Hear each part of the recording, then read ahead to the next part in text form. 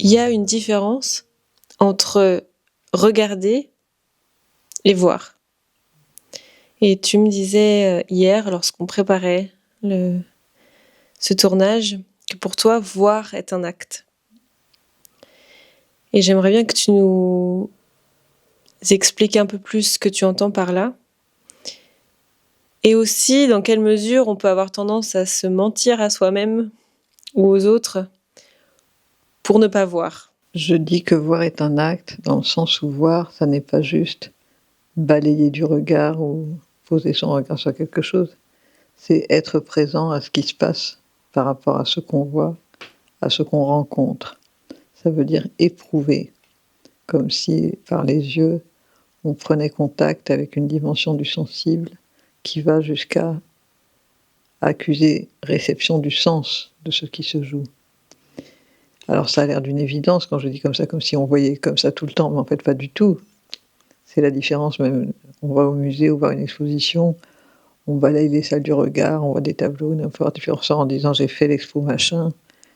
Ça n'a rien à voir avec y aller, se poser devant un tableau ou une œuvre et chercher comment entrer en relation avec elle, c'est-à-dire interagir, percevoir l'intention du peintre, je prends l'exemple de la peinture, et la laisser vibrer en soi jusqu'à ce que ça devienne la possibilité que de cette rencontre et le jaillissement d'une information nouvelle, quelque chose qu'on n'a jamais pensé jusqu'à ce jour. Et là, on sait qu'on voit dans le sens qu'on participe par sa vision.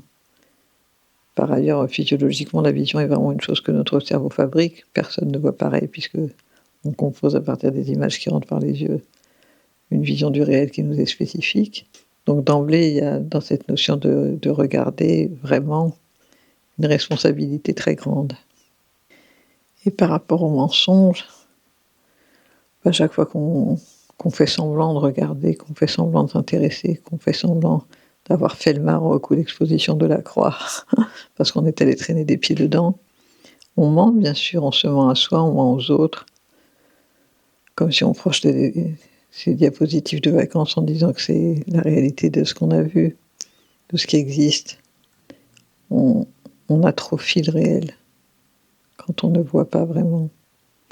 Et voir, ça n'est pas seulement... Là, j'ai pris l'exemple de la peinture ou de choses très concrètes, mais on voit dans le sens aussi où on atteste de la réalité de ce qu'on a perçu, y compris au niveau des intentions de quelqu'un, par exemple. Et parfois, c'est tellement douloureux, désagréable ou effrayant que quelque chose en nous qui a à voir avec effectivement la perception par l'âme se détourne de ce qui a été vu pour qu'on puisse garder une image de cette personne qui soit compatible avec les règles sociales ou la situation familiale ou notre propre confort ou notre lâcheté.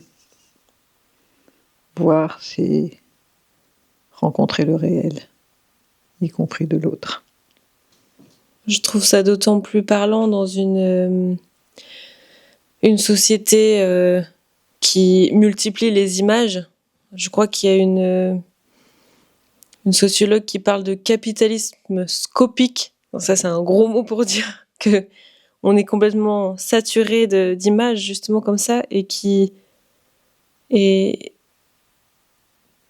oui, en fait, c'est ça. C'est comme si ça remplissait l'espace, mais ça ne nous fait pas voir, finalement. Ça nous aveugle par le surplus.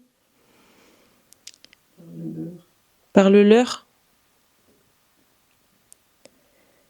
Qu'est-ce qui se passe lorsqu'on se ment ? Je crois que souvent l'image... Là, on utilise une image, mais pour mieux comprendre, hein, pas pour se leurrer. Il y a souvent l'image de l'araignée et les tissus de mensonges dans lesquels on peut s'embourber. Qu'est-ce qui se passe lorsqu'on se ment ? Déjà, je pense qu'on se rend malade. Les textes chinois, je l'ai dit, peut-être déjà, disent le mensonge encrasse la vésicule biliaire. Vraiment cette notion que l'ADN est sensible à la vérité, le mensonge encrasse la vésicule biliaire. C'est deux manières finalement assez précises de dire ça crée des dommages. Mais au-delà du côté physiologique de la chose, on peut dire chaque fois que nous sommes pris dans ce mensonge ou cette approximation, Même l'approximation, c'est déjà un peu un mensonge. Et on ne met pas en jeu toutes les facultés dont on dispose pour s'ancrer dans la réalité. On est moins présent, on est moins vivant, on est moins incarné, on est moins acteur, on est moins participant à cette élaboration du projet humain. Et je crois que c'est quand même pour ça qu'on est là. Pas comme une punition, mais vraiment comme une œuvre, comme un artiste s'attache à rendre visible le projet qui l'anime. Je voudrais juste revenir sur 2 ou 3 expressions qui parlent de voir. Il y a l'expression « ouvrir les yeux ». Ouvrir les yeux sur quelque chose, ça dit bien sortir d'un leurre, sortir d'une illusion, voir ce qui doit être vu. C'est une responsabilité. Une autre expression qui m'amuse et qui dit « gentil n'a qu'un œil ».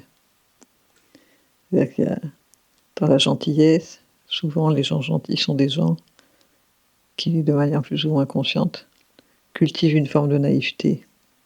Moi j'ai été comme ça, j'assume très bien. Enfin, c'est pas méchant, mais justement ça a du mal à voir la méchanceté. Ça veut idéaliser un peu le monde. Donc toutes ces expressions qui parlent du corps sont toujours très intéressantes à prendre au pied de la lettre dans ce qu'elles évoquent. Donc voir est un acte on ne peut plus souhaitable. Absolument. On espère qu'on vous a convaincu de cela, de bien ouvrir les yeux, d'être bien présent à ce que vous avez à vivre. Dites-nous en commentaire si ça vous parle, si ça vous porte. Et on se retrouve très bientôt.